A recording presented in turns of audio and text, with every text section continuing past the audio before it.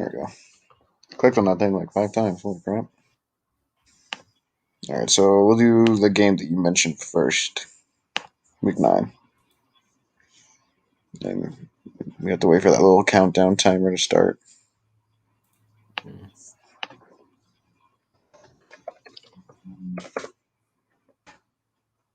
And there we go. We got the one viewer. And let me make sure on my computer that we can be heard.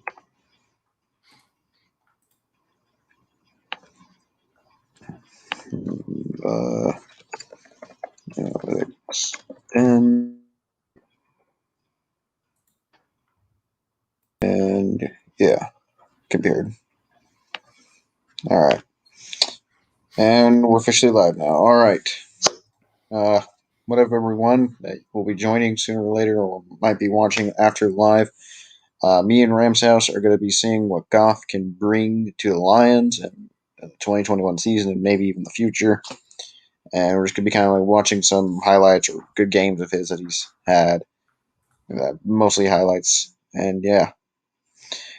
So, not going to be much of a Q&A thing, but if you guys have a comment that I enjoy or something, maybe we can look at them.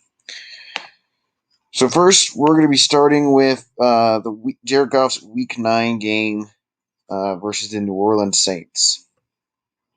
That's good. Pop up for me. There we go.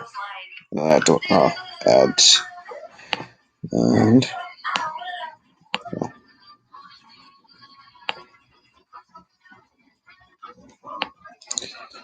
here we go. So I got to turn the volume, and there we go. So this is just kind of what we're going to be starting with, and I guess, are you ready and everything? Are you ready, Rams House? Or I'm ready. All right, let's do it. Can you full screen that by chance? Yes, I can. There we go. Okay, so there's just a little past Higby. There.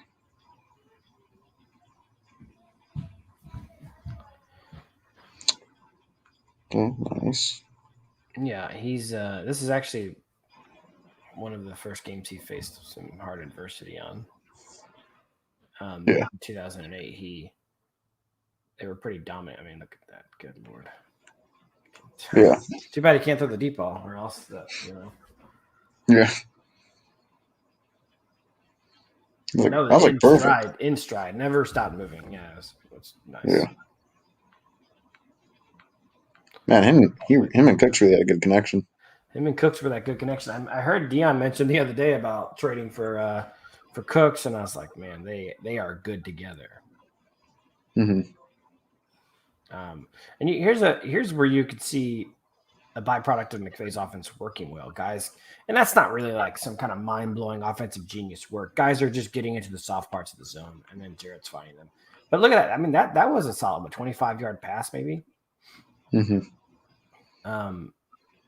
It's technically a deep ball falling over, getting hit below the knees, no flag. By the way, Jared Goff doesn't get flags, so don't expect any flags for Jared. That's not a thing that happens, even in LA. It's definitely not going to happen in Detroit.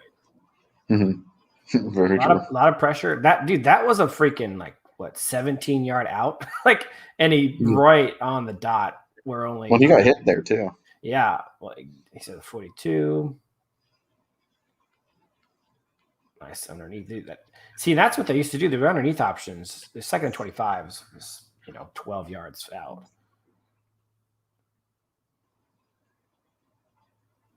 That was one of McVay's rub plays. Mm-hmm. Was totally open. He gets a lot of pressure in this game. That's a pretty again. He's moving up in the pocket, delivering strikes. He actually shows a lot of decent footwork in this game. Mm-hmm. He also gets some plays where he's got a lot of time. Look at that. That placement is beautiful. My thing with Goff is I think he's a very accurate quarterback. Yeah. I mean, I know the completion percentage wasn't always like a 70 or something like a Carr or a Breeze, but I always feel like he has really beautiful ball placement. Part of that reason is because we don't have guys that make contested catches like that. Mm-hmm. Or again, maneuvering the pocket, stepping up, getting the job done. Solid play. What's up, Marvin Hill? What's up, One Pride? What's up, Bo? Yeah. See, Oh, a dang, we lot got of like 8 viewers. motion used to work so well for the Rams until everyone figured out what our motion was. That was a pretty crazy play. He got drilled as he threw it, and still, and it got tipped and it still got caught. Mm-hmm. That play used to work wonders for the Rams. See, this is 2018. That play does not work wonders for the Rams in 2020. That play Mm-hmm. is sniffed out every single time. A lot of these plays, it actually is hard to watch for me because I'm watching these plays going, oh, yeah, that worked in 2018 before the offense got figured out. And then it stopped working. Mm-hmm. But It's one of my biggest examples of not adjustment. If they were using the same plays from 2018 to 2020, that kind of concerns me. What's up, Mark Bradford? Welcome to stream. Yeah. Yeah, I mean, that kind of surprises me by the fact that they're still using, like, I mean, don't get me wrong, I'm sure if it's like a good play, you They wait to got see to how use it goes. because McVay's offense is perfect. So they got to keep using these plays because there's no flaw in them. It's just that they didn't get executed later on. That's the outlook, Yeah. man. Yeah. Yeah, it's all somehow Goff's fault, even though he perfectly executed in the past, right? So they were down significantly in this game. That was a 2-point conversion. They tied the game up 35-35, and the defense couldn't make a stop in the second part of the game. So it's well, they actually ended up losing that game, but Goff had a wonderful comeback in that Oh one. yeah. Well, and it said like 31-14, didn't it? Yeah, 31. He had some really good throws. I mean, me and you kept talking about those were tight some window. So he knows, people talking about him not being able to read defense. When a guy is looking at zone and he sees and hits a guy in between 3 or 4 defenders in a zone, that is by definition reading a defense. He is seeing what the defense is giving him, and he's throwing to a guy that appears to be triple, quadruple covered, but because he reads the zone, he reads the defense, he knows what zone they're playing in, and he knows that that window is something he can hit. Obviously, that's not the only part of reading a defense. We're also talking about identifying man versus zone, all that kind of stuff. So real quick, before you start this one, this is obviously a huge game Goff had against the Vikings. One of the really interesting things about this one was they picked on Anthony Barr a lot. Anthony Barr he's an absolute scrub in coverage, especially against anyone who's remotely fast. And so the game plan that McVay did that was really good was he kept figuring out ways to get Anthony Barr into coverage, and it kept exposing him. But what you'll notice is it still requires some really excellent touch and accuracy from Goff on these throws. And really, a couple of these plays are throws that you rarely see NFL QBs hit. I've had arguments and discussions. We have film, I think, from all 4 years, right? I think so. I have his. Let's see. I have his Buffalo game from 19, and I'm sorry, not 19, from 20. Yeah, and then I have his 18. Was it 18 or 17 that he had the Saints game? That was both of your Saints games are 18. Okay, sorry, I'm talking about championship. Yeah, and then I have his Kansas City game. That was 17, wasn't it? No, that was 18 as well. Oh, okay. And then I have his Cowboys game, his Dolphins game, and his Seahawks game. So I don't have 17, but I think I have 18 and 20. But gotcha. I couldn't really find those are just all the games that I found. If I think of one, I'll throw it into the list and we can watch. There's some games in 19 that would be nice to watch. All right. I'll think of one while we're watching, and I'll throw a 19 or 1 or 2 in there because he had some games at the end of 19 that showed when the offense did adjust to constantly pressure that he was able to thrive by working in a quick. We had like that really good 5-game streak, didn't he? Yeah, at the end of 2019, and there's a couple games in there we could watch that will show you guys when McVay adjusted, Goff was fine. Mm-hmm. The thing is Goff didn't just fall off a cliff. The last 5 games of 2019, the first 7 games of 2020, Goff was tremendous. He was really good, putting up Pro Bowl type numbers. So it's not like he stopped being able to play football. It really became an issue where teams were prepared for what McVay was bringing to the table, and he either did or didn't adjust. And Goff's not good enough at 26 years old as a 26-year-old pocket quarterback to carry that team on his back despite a bad offense, like a guy like maybe Russell Wilson would be able to do, or Aaron Rodgers. So no one's debating that Goff isn't capable of doing it at this point of his career. I don't know that Tom Brady's capable of doing that. He's basically thrived in good offenses, and that's what he's done his whole career. So, what's up, Zach? Look, So buddy. let's watch this film, and I'll think of a couple of 2019 games that will paint a picture too. All right.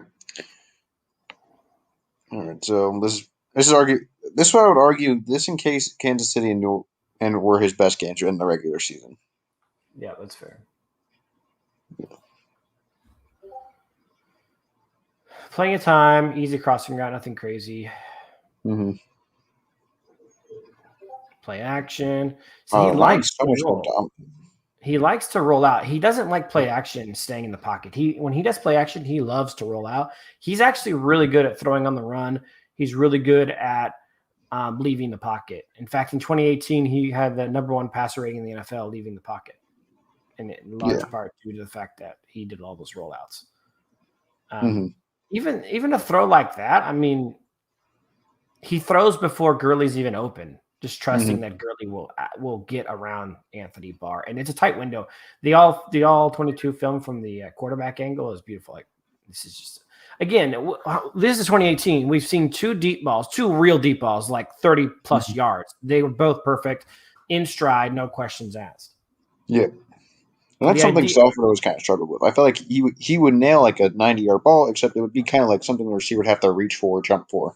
look, it's Anthony Barr again, and Mm-hmm. see, look, that if you can rewind it a little bit to the beginning of this play, the Cup wasn't Goff's first option, but the concept of looking out and seeing, okay, we're trying to rub and make sure that Cup gets into a situation with Anthony Barr. So that is something that Goff's aware of. If Anthony Barr is the guy who gets on Cup after this play, because watch, they're doing a bunch formation, and there's a bit of a mix up. Like, watch what happens. There's a bit of a mix up here. I don't think Anthony Barr was even supposed to be the guy. Originally, Goff is looking at Woods, and then he's looking. Whoever Barr ends up guarding is the guy I'm throwing the ball to. So he was more or less, he looked at Woods at first. I think that was his first read, and then he saw Barr switch on a Cup, and he was like, well, that's over with. That's done. Yeah. Yeah. Well, and just look how easy Cup beat him. No, they shut your stream down, dude. Pause a second. Oh, he did? Wow, that was fast. Oh, wow. Shoot. That is the Can they hear us? Oh no, they straight shut you down altogether. Wow. Because you're using NFL specific film right now from NFL's YouTube. Oh, yeah, that's right. NFL is on it.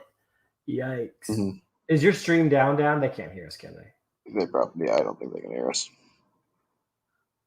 Yep. Gosh dang it. I didn't think about that. I mean, it's stupid. YouTube has fair use. You're supposed to be able to use other people's content and talk about it. That's like when you do a reaction video to someone's content. Oh, yeah. It'd be the same thing as this. Yeah. Ah, frick. I thought if I mentioned it, I don't know.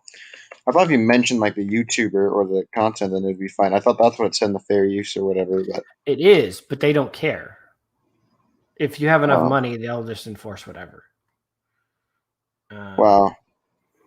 All right. Frick. Can they hear us still at all? I don't think they can. I think your stream is done. Shoot. It's a stream unavailable. Stream suspended for policy violations. Yeah. Gosh dang it. Can you end it and try to restart it with just us two? Maybe.